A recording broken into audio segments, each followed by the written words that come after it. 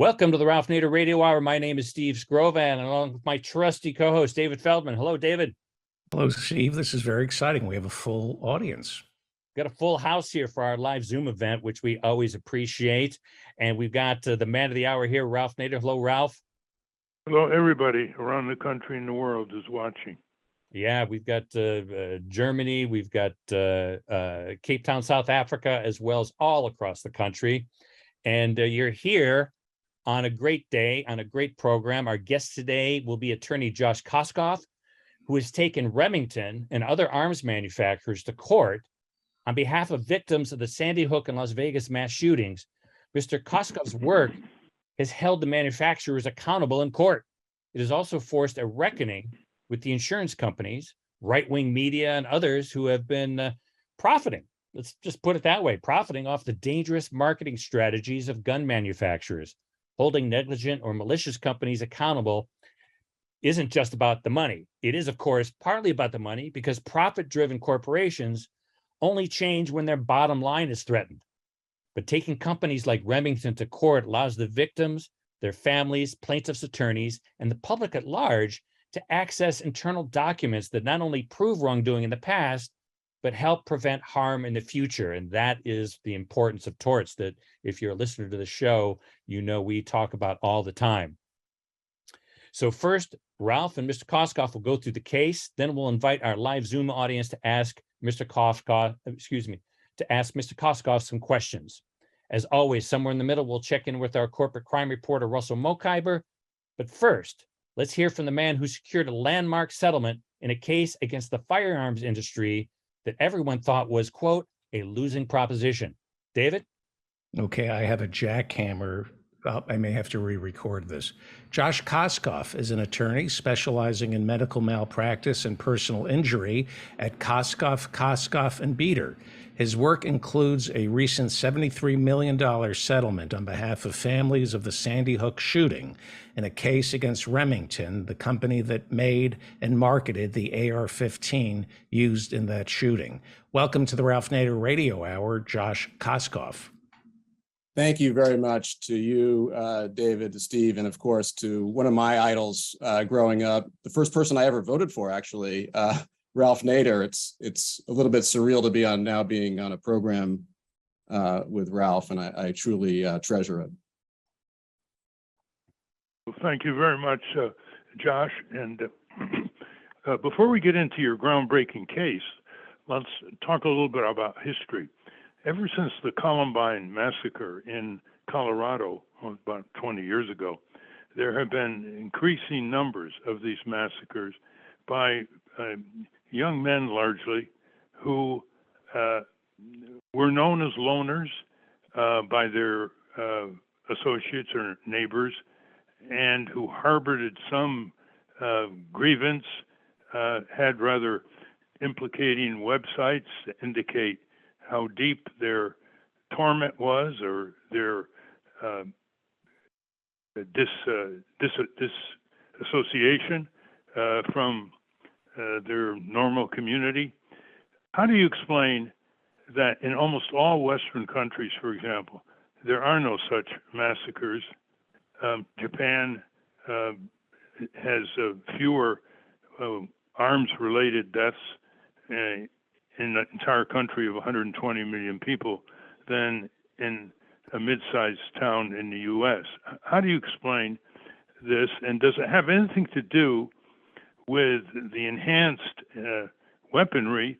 And does it have anything to do with the enhanced social media and the enormous publicity one massacre is given that tends to arouse some young person to do the same thing in another community?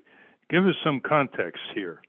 Sure, Ralph. And this is not an area that I knew much about 10 years ago. In fact, I was somewhat ignorant about the gun industry, and I certainly didn't know anything about gun laws, but I had to do my homework over the last 10 years. And I do think that, first of all, there's a lot to your question, not surprisingly. A lot of the factors, just to point out one obvious factor, is the sheer number of firearms available and in private ownership in this country. something along the lines of 400 million firearms. And firearms, unlike other products that we know deteriorate over time, firearms don't. So, I mean, that's what, just ask Alec Baldwin, you know, firearms, once they're purchased, and then they are useful to kill forever. So there's just that fundamental fact. But I think the interesting thing, I think what I took from my deep dive into the issues in the Sandy Hook case is that there were, in fact, always available AR-15s, for example, or what we would commonly call assault rifles in this country. When we were growing up, there were AR-15s, but we didn't know about them as kids or as young adults because the industry had no access to us. They couldn't reach us. They couldn't market to us, right? But they were always available, and we didn't have the mass shooting problem that we do. And I think you touched on it, and I think we would all agree, and all your listeners would agree, that being a troubled loner, young kid, going through the turmoils of adolescence or being bullied, that's been around. That definitely we had when I was growing up. And I remember being on the wrong end of that kind of situation. But the gun industry couldn't take advantage of that. They couldn't try to acquire me as a future consumer or promise me an end to all of my problems with a glorious combat mission. And that did change. It actually really changed in about the mid-2000s, but it was probably changing before then.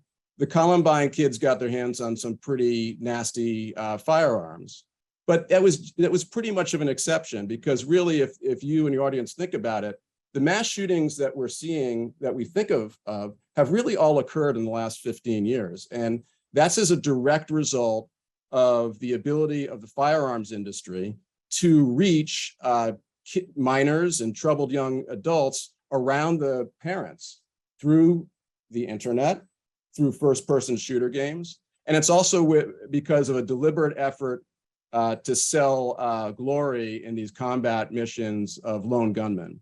And so it's no secret, you have been on this issue for years, Ralph.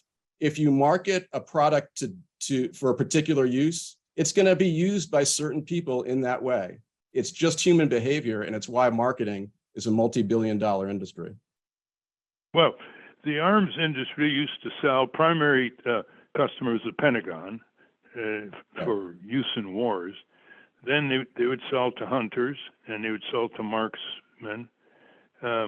And now they're micro selling more and more to different groups of people, including direct selling to what they must have known are troubled young men with fantasies. And you dug up the marketing messages for that in your suit regarding the Sandy Hook massacre against Remington. Can you describe just how detailed and tailored these advertisements were?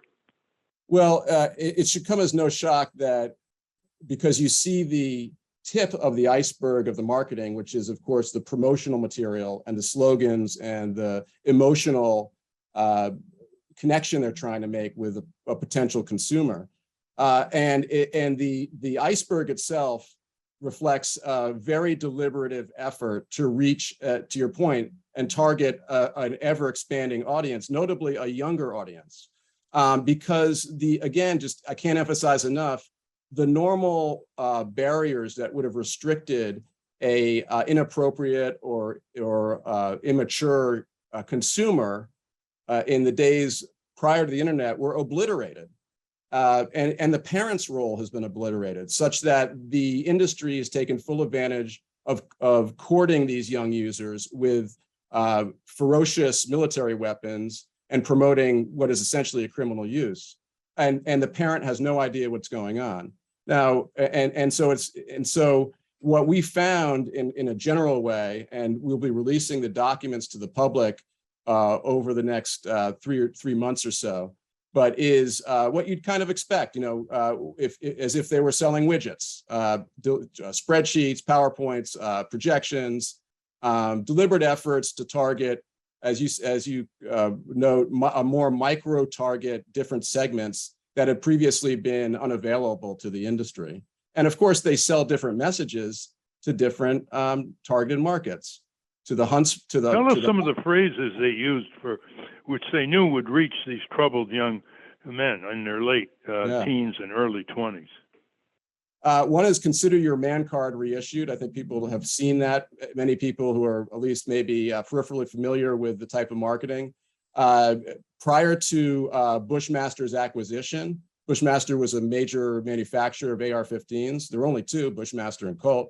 And their marketing, I think Ralph, I think you and I would even say was sober, responsible marketing prior to their acquisition by a private equity fund. And then there was an inflection point where they started a more aggressive promotion of not the weapon per se, but the emotion and the masculinity that the weapon conveyed. And so they equated ownership and use of an AR-15 with masculinity. So one of their ads said, consider your man card reissued. And in fact, you could even earn your quote unquote man card you would get a card if you purchased one of these AR-15s. Another one was something that we made great use out of in a very tragic situation, which is they had a weapon called the adaptive combat rifle, and their promotion of that was forces of opposition, bow down, you have been single-handedly outnumbered. Forces of opposition, bow down, you have been single-handedly outnumbered, for a product that is being sold to any civilian kid, really, that wanted one.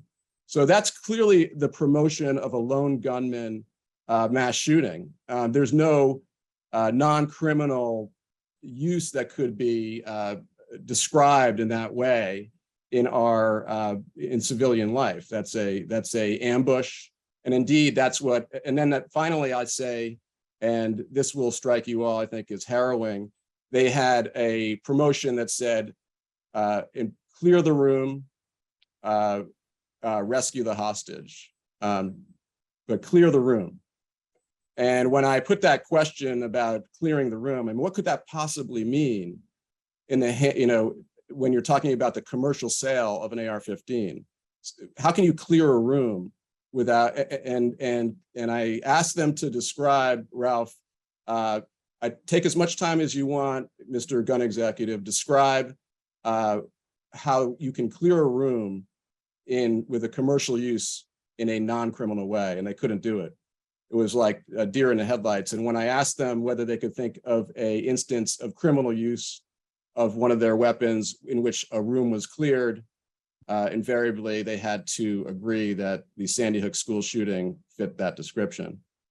Well, describe for our listeners how much more powerful the AR-15 is compared to its predecessors, and also tell them that it was once banned in the United States and what happened. That's right. Well, let's start with the first question, which was very pivotal to my understanding of what an AR-15 was and its relationship to a regular firearm, to uncover declassified field tests of the AR-15 in the jungles of Vietnam, and reading about actual reports from soldiers who raided military weapons. The military was looking for a new battlefield weapon to sort of compete with the Kalashnikov rifle, or what folks know as the AK-47, which is sort of like the gold standard assault rifle. So this company Armalite developed the AR-15, and Ralph, there are actual ratings by soldiers in different categories: the tactical efficacy of the weapon, the lethality of it, the ease of use, whether it jams or not, and its use in an ambush, and all these types of things that would be very helpful in the battlefield in taking on the enemy. And the AR-15 destroyed its competition, including something called the Thompson submachine gun, or the Tommy gun, as folks may know of it.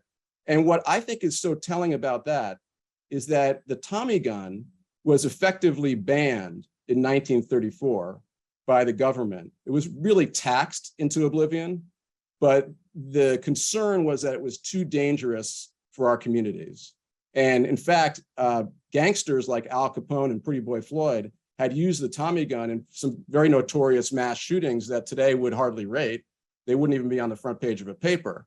But everybody was freaked out about the Tommy gun's threat to public safety, and Democrats, Republicans, the NRA, and even Colt, the manufacturers, all got together to figure out a way to effectively ban the Tommy gun. So that's important when you consider that the AR-15 destroyed the Tommy gun in terms of its desire to be used to kill enemy combatants at war in these field testing. So what does that tell you about how dangerous this weapon is? And when was it banned by Congress, and why is it no longer banned? Sorry, the Tommy gun is still banned and led to the ban on automatic rifles. The AR-15, what we'll call assault rifle or AR-15 type rifle, and there are others in that category, but for the purposes of this conversation, we'll just call them AR-15s.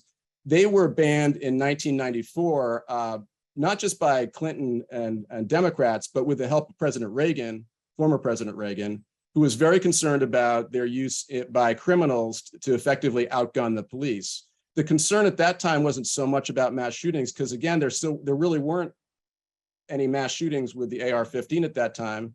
Of course, you didn't have the ability to promote crime, essentially, to sell the weapon that you do today. But putting that aside, there was a lot of concern about the police being outgunned, and they got it past Congress. But that had a 10-year sunset provision, so it would have to be renewed after 10 years. 10 years later, in 2004, we were at war with Iraq, and we had a different administration, and there wasn't a lot of energy. And the NRA did a pretty credible, did they do a good job lobbying? If it's not a moral job, but it's a good, effective job. They did a good job lobbying Congress not to renew the assault weapons ban.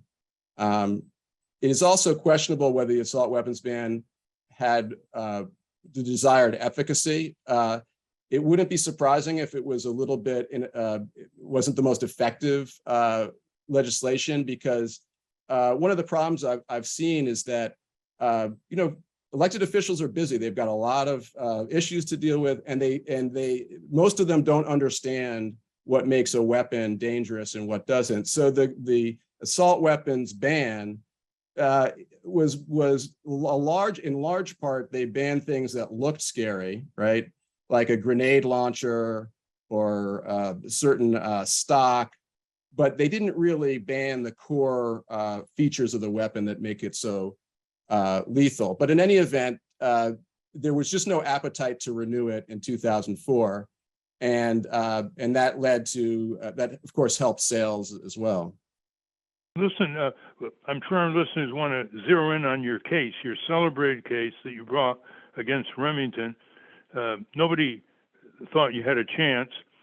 Go through the sequence, but first describe the massacre briefly that occurred in Sandy Hook, in Connecticut.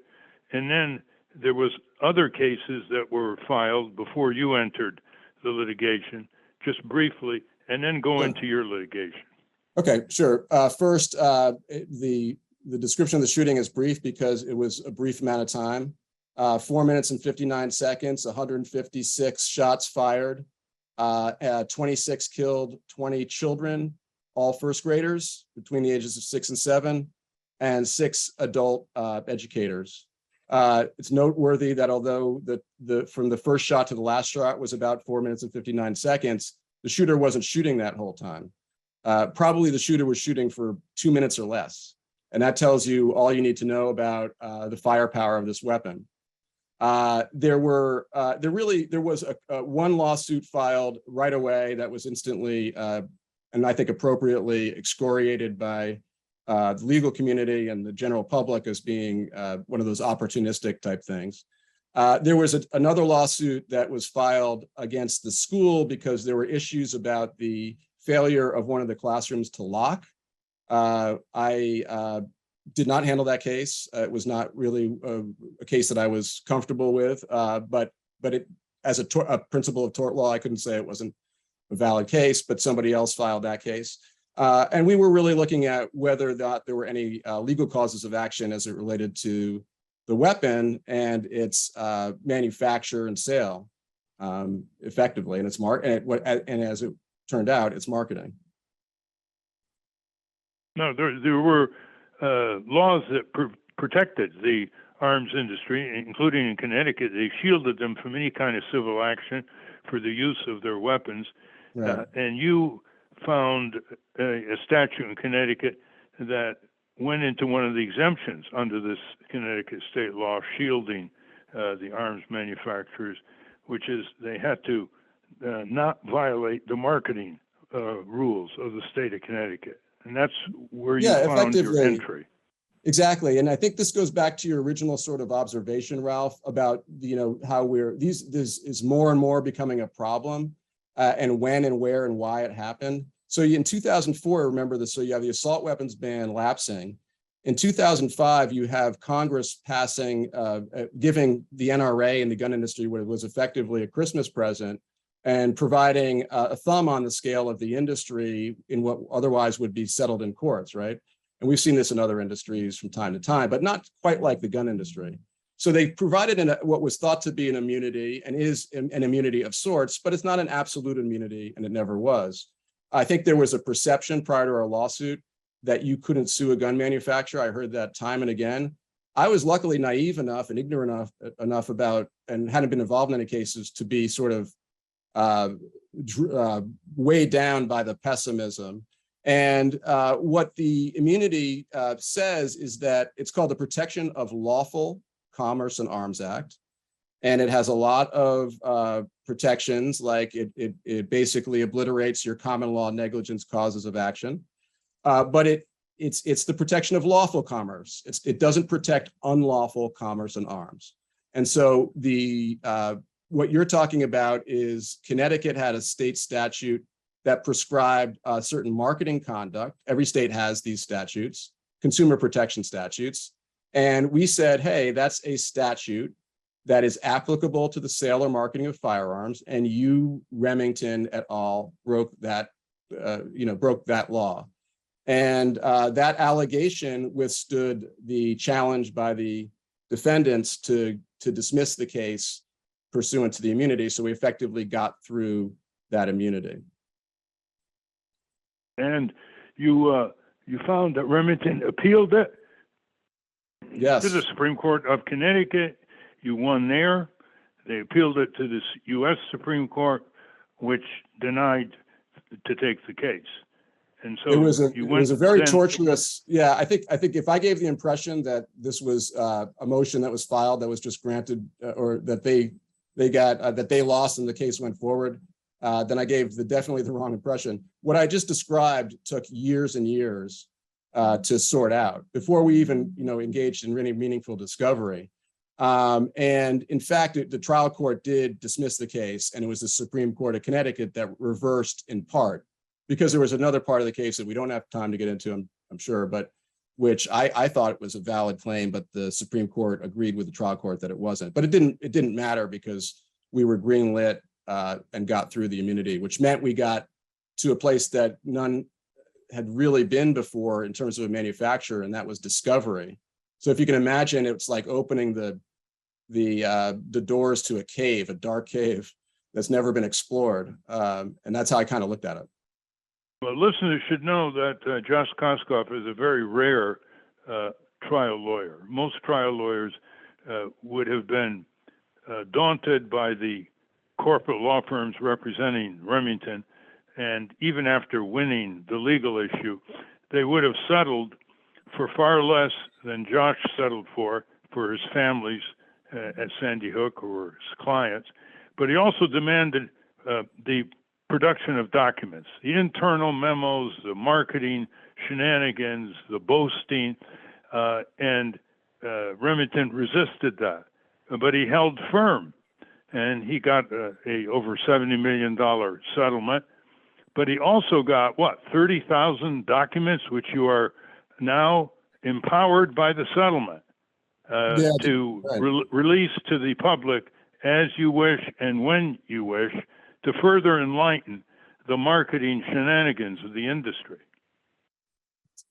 Correct. I mean, it was closer to probably now 70,000 individual documents, some of which have many pages. Of course, a lot of the documents you get, as you know, Ralph, don't help advance any understanding of what happened. That's you get everything dumped on you. And so part of the process is curating those documents so that you are actually helping in the understanding to the general public and helping.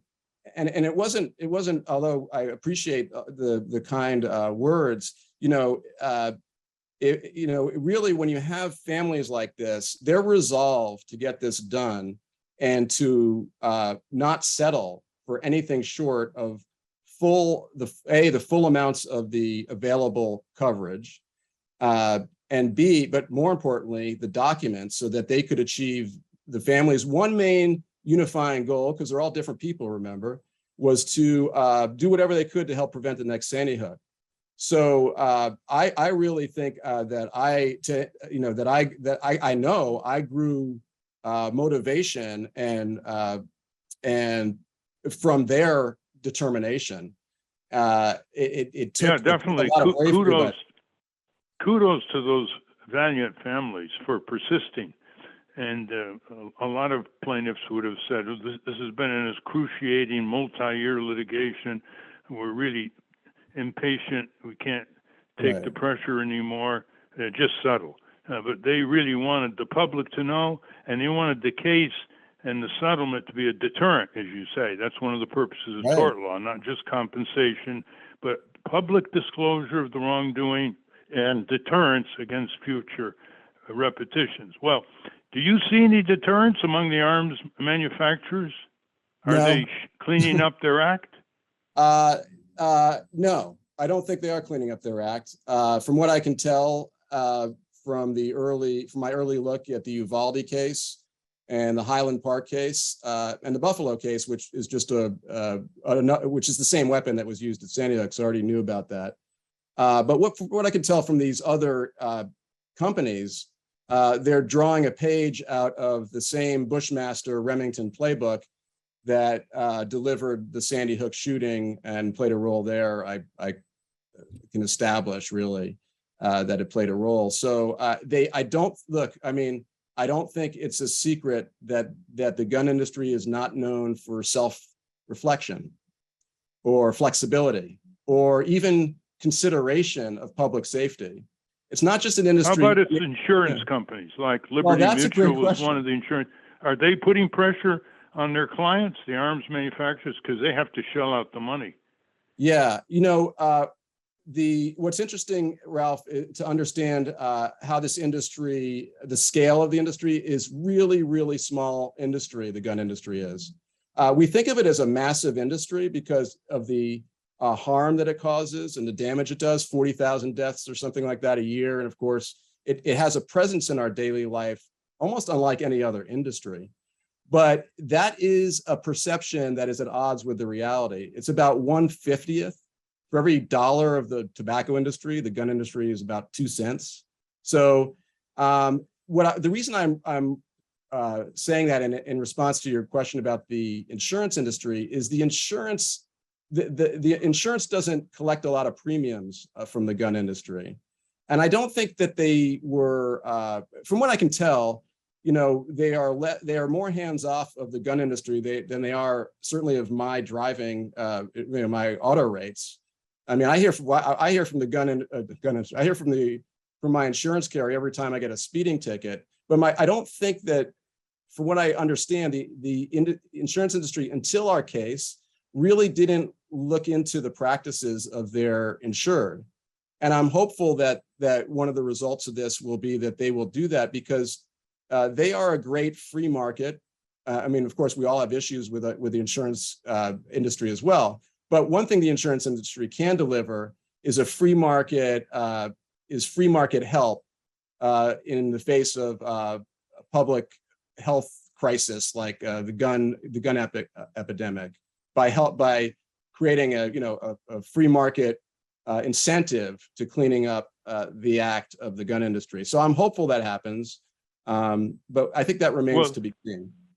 Well, are there going to be similar lawsuits, or are there similar lawsuits in the Buffalo massacre, the Highland Park massacre, and the Uvalde massacre against the arms manufacturers? Well, I think that right now they're all under investigation, is my understanding. and full disclosure, I do, our firm represents families in all of those instances. One thing I think is a step in the right direction, and I think you are probably, will sound like maybe deja vu of a nature to you, but 10 years ago, we had no competition for this case. No lawyer wanted to touch it. Even some of my partners, the best they could sort of muster was, good luck with that. And 10 years later, I'm finding that in the Uvalde situation forever, there are lawyers who really want to be involved, who really see a possibility or a path, no longer believing it to be impossible. And I think that one of the legacies, I hope, of the Remington case is that it did shatter that perception of invulnerability and engage trial lawyers, engage trial lawyers who could be such a part of the solution here and who historically have been. And, I'm talking to you, who of course is the poster man, child of what trial lawyers can do. I mean, and we stand on the shoulders of people like you who have taken on other diseases. I'm not just saying that because you're interviewing me. I'm saying it because it's true. And you and people listening, I think many of people listening will be lawyers and many won't. But I think when trial lawyers are doing the best of work they can, they are having an effect that helps communities and holds corporate America to task. We're talking with Josh Koskoff, the plaintiff lawyer who brought the case against Remington Rand involving the Sandy Hook massacre and broke ground in this area. One last question before we go to the audience. I'm sure some of our audience are wondering about the lack of impact of public opinion. The vast majority of people in this country want background checks. They want safety locks. A smaller majority wants a ban on these automatic semi-machine guns.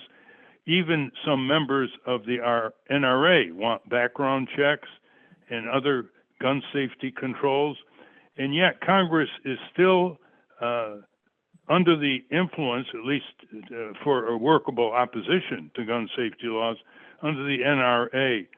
When do you think this logjam is going to break? Because we used to think that if there was a massacre every year, it would put pressure on members of Congress to change their minds. But when do you think that's going to break through, since you've been in touch with members of Congress?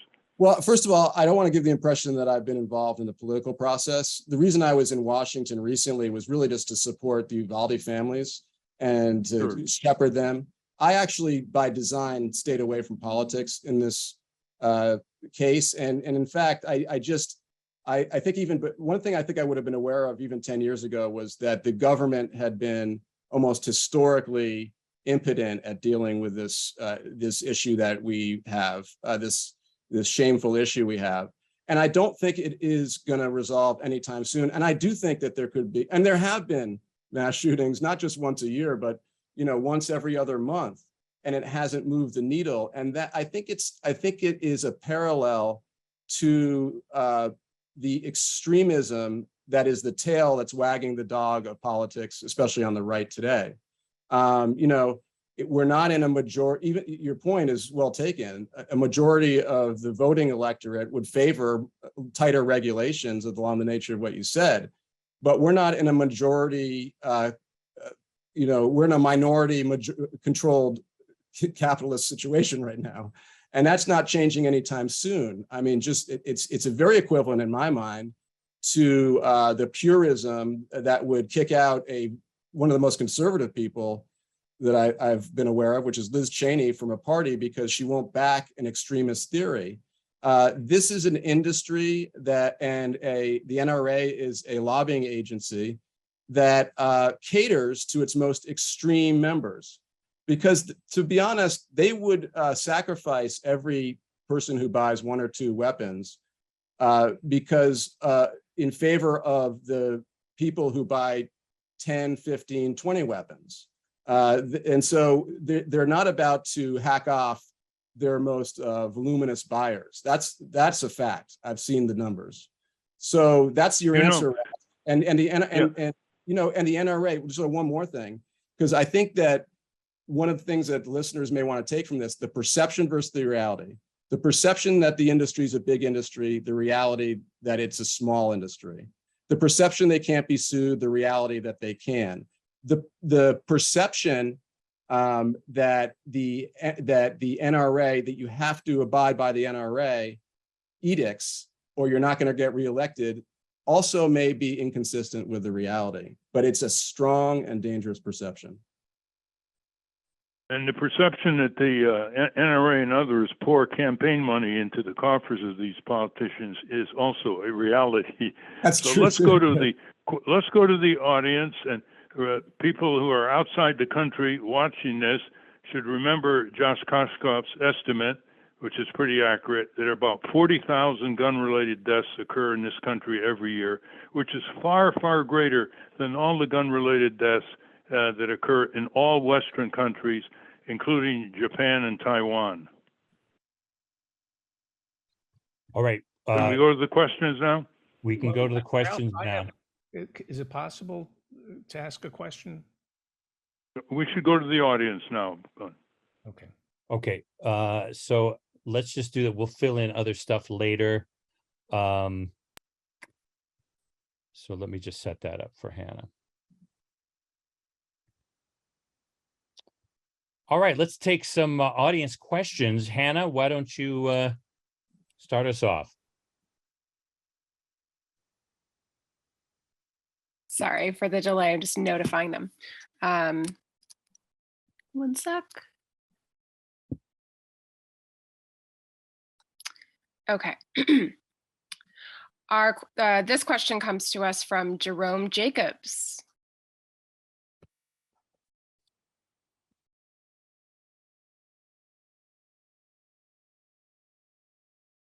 Yes. You're on, Jerome. Thank you.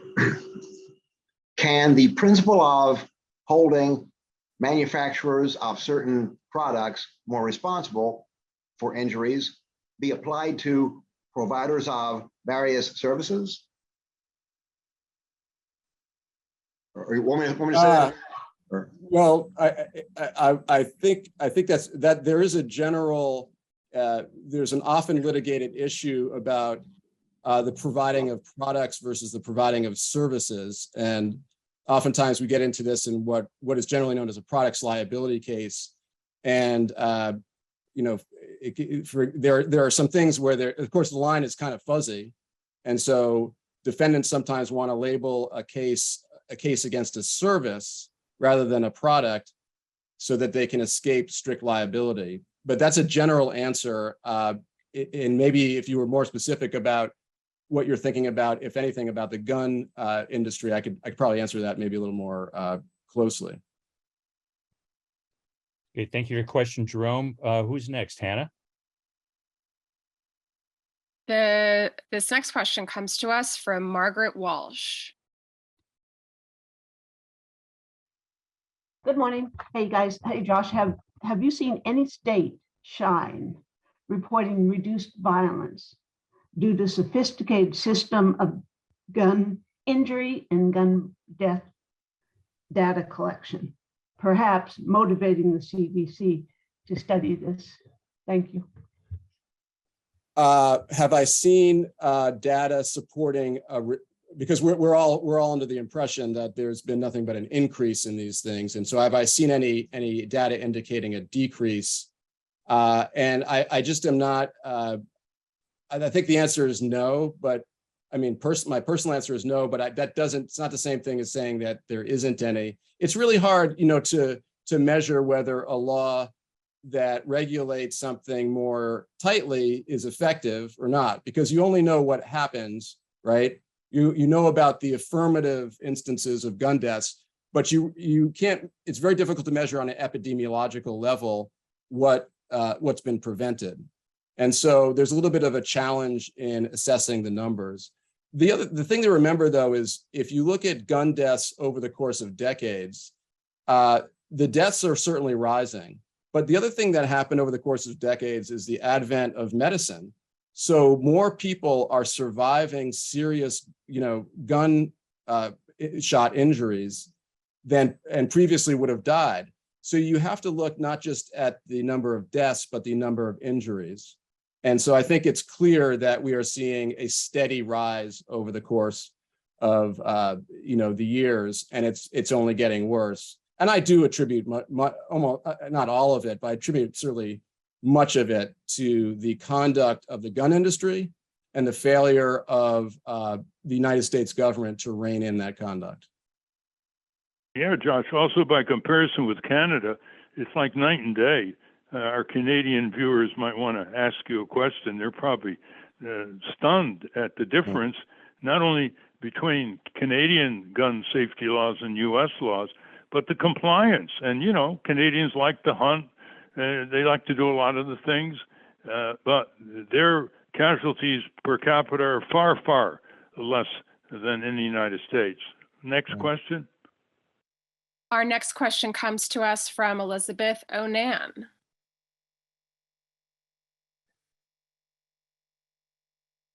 Hi, first I'd like to thank you for your heroic lawyering. And I'd like to ask if Mr. Koskoff could do for the victims of chemical, mainly pesticide injury, disability, and deaths, what he's done for the victims of guns. And of course, there are lots of other things I could put on your list. Thank you. Thank you. Thank you for adding something critical to my list. That's exactly what I need right now. No, but I appreciate that, Elizabeth. Thank you so much for those that kind suggestion. I hope there are parallels in what I and my colleagues did here in this case to what Ralph did, decades ago, to what they did in opioids, to what they did in the tobacco litigation. We're not reinventing every wheel here. And I do think that, the chemical industry, to talk about a big industry that does a lot of harm, yeah, you're right up there. I can only focus on so many things, but I think that especially if there's a particular issue, a particular chemical, and particular conduct you are concerned about, I'd be happy, you should email me. And I do have a lot of colleagues who really focus on those types of cases. But I think gravity has pulled me in the direction of gun litigation, in addition to the cases that I really have handled throughout my career, which are the medical malpractice cases. Thank you. Next question. Our next question comes to us from Elizabeth Lehrer. Hi, my question is there a Supreme Court ruling that you identify as paving the way for so much gun ownership, or as you say, this gun epidemic? Thank you. Yeah, I think that it's clear, well, obviously the Second Amendment, which we can't escape in any conversation about guns, even how much we try. Obviously that's a problem in the way it's been interpreted. And that has moved, of course, as we all know, to the very hard extreme. More absolute, I think, the Second Amendment is treated in a more absolute way than any other amendment I can even think of. And I certainly think the DC versus Heller case, in which Justice Scalia decided all that originalism and original intent he talked about for decades. Well, for every rule there has an exception, I guess, in his way of looking at it, because he really bent over backwards to find a private right of ownership of a handgun in the home. And he relied on things like law review articles. I would fault DC versus Heller, but the truth is the DC versus Heller case is as much a reminder about the constitutionality on the limits of the Second Amendment as it is an expansion of the Second Amendment. And I think Scalia put in as many limits as he could because he knew he was kind of departing from his longstanding, orthodoxy. And then the recent decision in which they struck down the New York law, I think is deeply problematic because it continues to reflect this false narrative, but strongly held belief that if you have a handgun on you, you are safer. whereas there's no data whatsoever to support that. And in fact, the data would, or at least the anecdotal data would suggest otherwise. This idea that you're going to be mugged, and therefore in New York, putting aside the racial undertones of that and whatever the Supreme Court was imagining New York City's like, there's this idea that's just false. And that idea is so detrimental, because until we decouple the idea that you're safe with a gun, you're safer with a gun than without one, we're going to have a problem persuading people who could be persuaded. Yeah, there are thousands of accidental gun deaths in the United States because of the prevalence of guns in homes, and Sure. kids get a hold of it, and one sibling, 5 years old, will shoot an 8 years old inadvertently. And I understand in Canada and elsewhere, you have to lock up your arms in your home. You have to lock it up so it cannot be easily accessed by children or others. You wish the right would treat 5-year-old children with the same degree of protection as they treat one-day-old fetuses, but that's not the way it works. Next question. Our next question comes to us from James Press. Hi, thank you so much for your very important work and for taking my question. Sure. I have a specific question with regard to something I read in the February New York Times article on this case. I think you called the checkmate moment in the case a piece of what looks to be evidence from Call of Duty, the video game. And so I guess my question is kind of growing up around the controversy of violence in video games, and even a Supreme Court decision that declared that, free speech. Right. What was the approach and strategy around like the legal culpability of a video game developer? Is that something that factored into it? Yeah, well, I certainly can. Thank you. That's a great pickup, and I'm aware of the Supreme Court decision you're talking about, but only because I recently looked at it. It played a role because, but the way I looked at the video game part of the case was almost like that was the vehicle that the industry used to promote its weapon and reach these minors and irresponsible users that could be prone to violence. The more I've thought about it, the more I have come around to the idea that it's more than that, because the video games not only promote products that the user, mostly kids, can then go out and purchase at your local gun store. They are also working on repetitively on your autonomous system that gets activated in stressful situations. And because I had played Call of Duty, I understood that more than I think any lawyer who hadn't played Call of Duty. I'm not proud of the fact that I played Call of Duty. In fact, what I was ashamed of it, even when I was playing it, because I was a grown man, but I was even more ashamed of it after the Sandy Hook shooting, and I stopped playing it.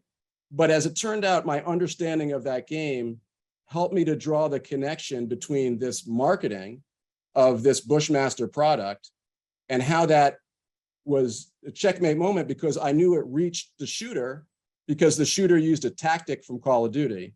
And it's no accident that of the 30 manufacturers that were making AR-15s during that time period, the shooter wanted the Bushmaster brand because it was the Bushmaster brand that was in Call of Duty. So, we talk a lot in lawsuits about reasonable inferences, and I can say in malpractice cases, you almost never have that degree of a connection. You have to have a few more steps in between.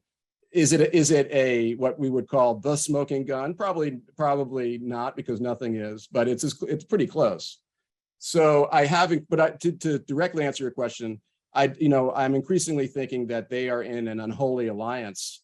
The video game, particularly Call of Duty, promotes their product much in the same way that the gun industry promotes theirs. Now, of course, you can't go out and shoot somebody with a video game, but this would be along the lines of a type of a conspiracy, in my view. Well, the video game business is getting closer and closer to proximate cause incitement. So maybe they will be a defendant someday. Next question.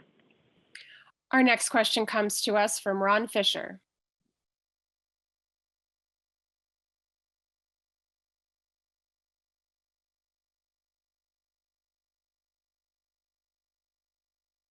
Ron, you there?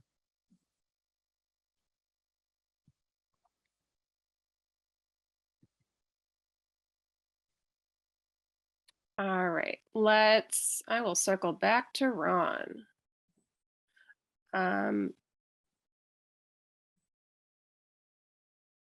Okay. So this next question comes from Benjamin Moulton. He's asked me to read it.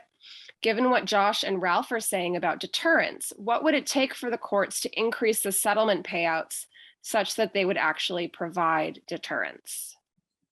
Well, it's a great question. It's confusing because although, and to speak from the settlement of this case, right? $73 million, I think everybody would say that is an enormous amount of money. But of course, we are used to reading about verdicts of hundreds of millions of dollars. And so is it really a deterrence? And I think the answer in this case is yes.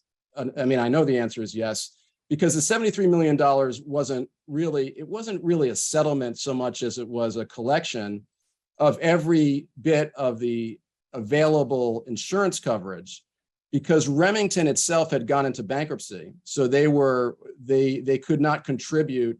There was no company left to deter in essence, but more than that, there was no money from the company.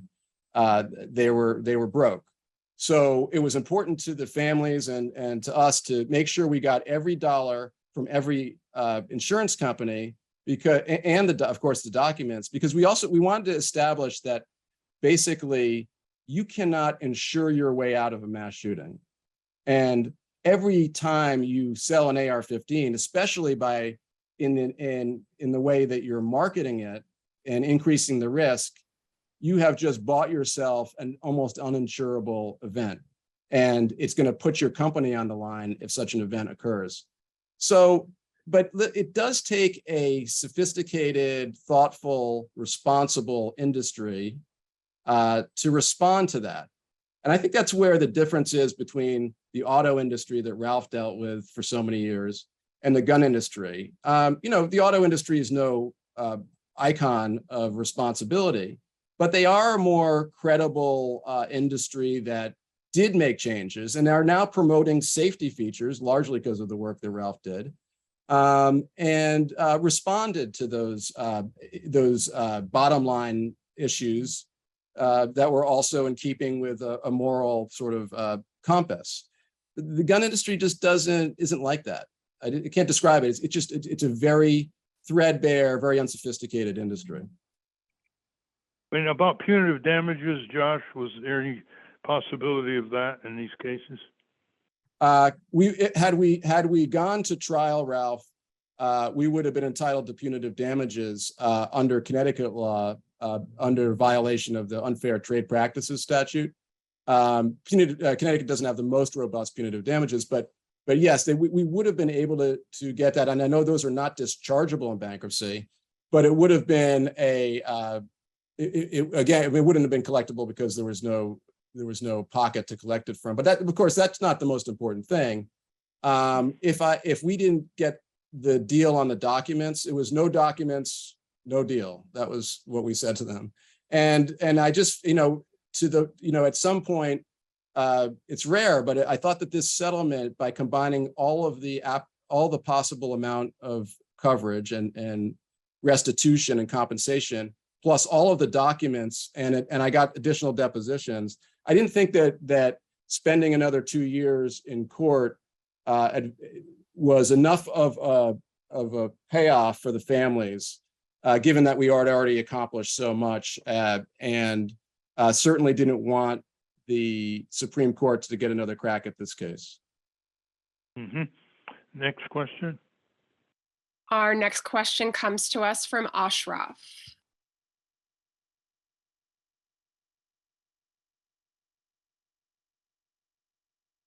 Oh, okay. Ashraf has asked me to read her question. My question is about NRA and gun manufacturers in countries other than the USA, primarily Latin American countries. The US withdrew from the Arms Trade Treaty, and after that, the NRA has been aggressively lobbying in other countries to sell firearms. Is there anything to be done about this issue? First of all, I wasn't aware of that. And I think that's a terrible, terrible news for our friends in other countries south of us. The NRA is going through what appears to be a very tumultuous time, but managing to somehow stay on its feet. There's lots of litigation around it. It's business practices.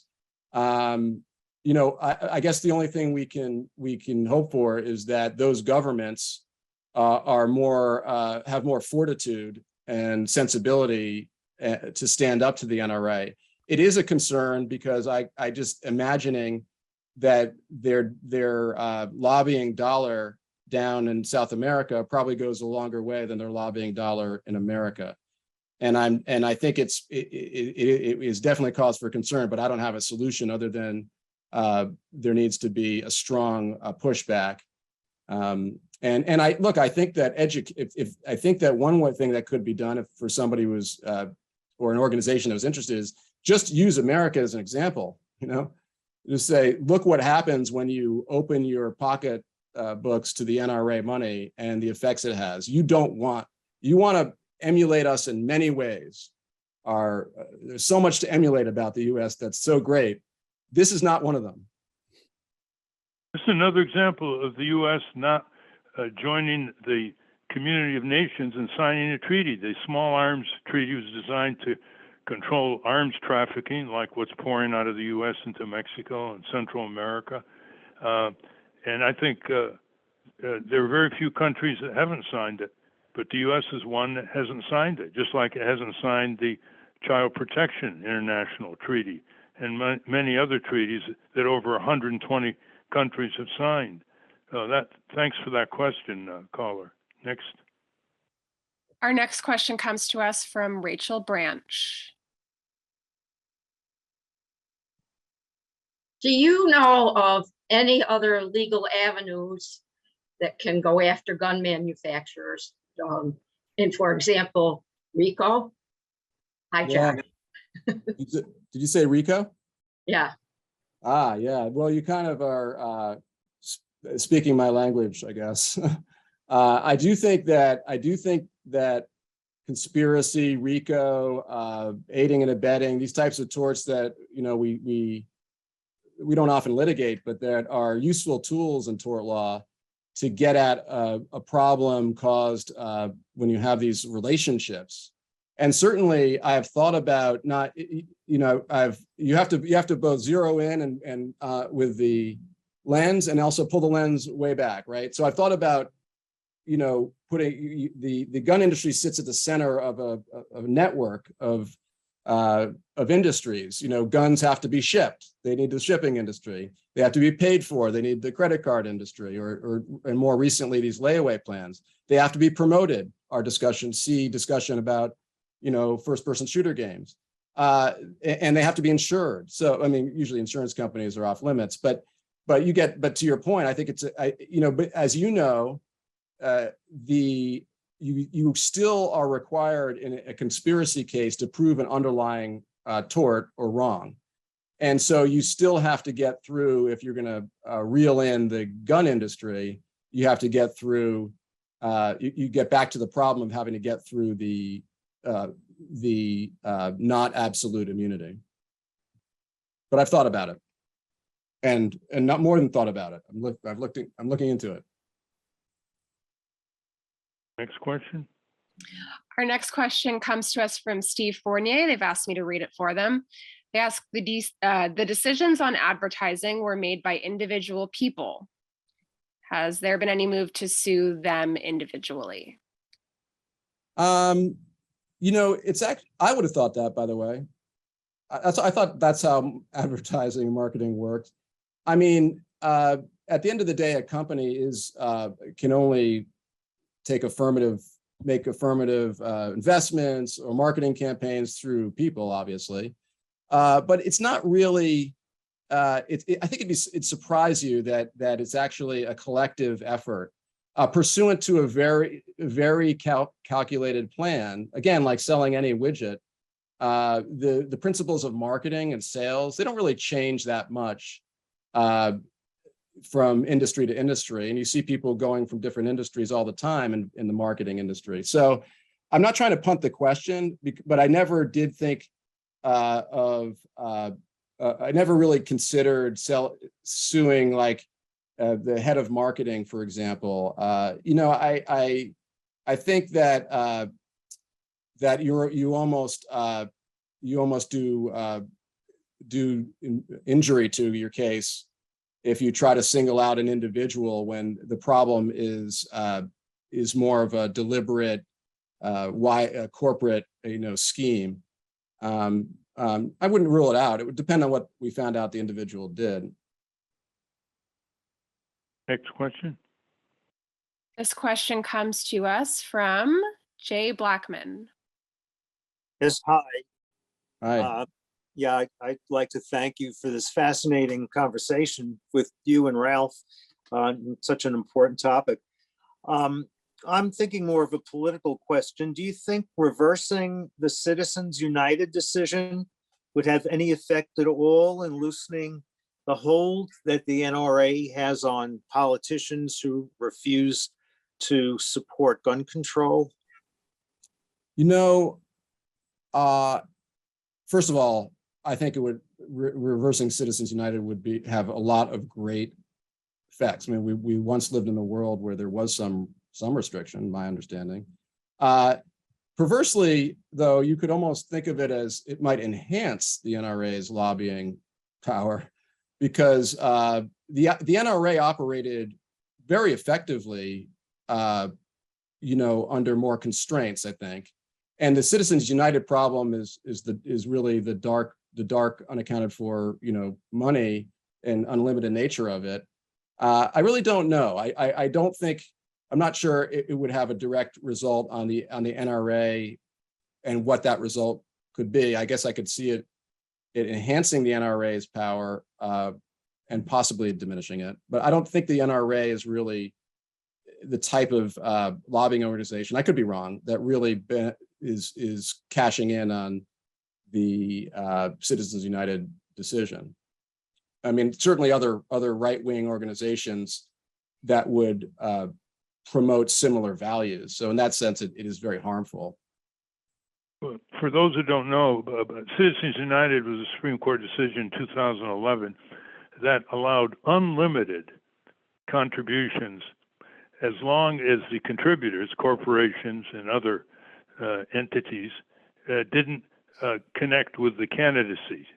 That they could oppose or support any candidacies, local, state, national, and pour money without limit, hundreds of millions of dollars, but they couldn't collaborate with the campaigns of any individual candidates.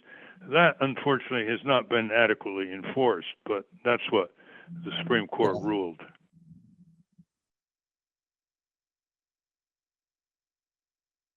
Next. Excuse me. Our next question is from Doug Weissman. He's asked me to read it for him. Is there any type of legal action or breaking of the law that the running politician in Missouri, he believes, hold on. Is there any type of legal action, is there any type of legal action or breaking of the law that the running politician in Missouri could be faced with because of an ad showing him breaking into a home with law enforcement or military personnel, supposedly to take care of, quote, non-conforming Republicans? I mean, this gets into the inherently fuzzy area of the limits of the First Amendment and the exceptions there too. That's something we're dealing with right now as we prepare for trial against Alex Jones here in Connecticut in a couple of weeks. So I'm pretty familiar with the cases? And the answer is maybe. You'd have to have a plaintiff was standing to bring a lawsuit. It's as you probably know, just simply by the fact that it's abhorrent conduct and inciting violence, as Ralph alluded to, can be the case. Promoting violence, threatening, harassing. These are all things that, depending on the very specific to the facts, you may or may not bring a lawsuit over, but you always need to have a plaintiff or a person who's alleging an injury of some kind to have standing to pursue that lawsuit. We can't just sue him because we think the conduct is reprehensible or tortious. The episode that the caller, Josh, is referring to in Missouri was an ad placed by the former governor of Missouri, who was running for the U.S. Senate, and he lost the primary after that ad. I mean, I'm familiar with the ad, and I didn't hear that he lost, and I think that's welcome news especially to Missourians. All right, Next question. We're coming toward the end of our time, so we have time for maybe one more question. So Hannah, why don't you pick that one? Okay. This next question is from an anonymous listener in West Virginia. They say, I live in the middle of Second Amendment country. Here, there are responsible gun owners and irresponsible gun owners. 80% of my neighbors voted for Trump and are 2A all the way. What kind of law would allow responsible gun owners to keep their guns while making sure irresponsible gun owners are curtailed? Mm-hmm. Well, I think, I'm going to answer that question, but the thing that I thought was interesting about what we learned in looking into the Sandy Hook case and bringing it was that it really didn't encroach on the Second Amendment debate, because I think, look, there are people who are extremists who are never going to think, who we can put aside because you can't persuade certain people. But what I found is that, like what Ralph found in the auto industry, others found in other industries, at the end of the day, the problem was just as much about greed as it was guns.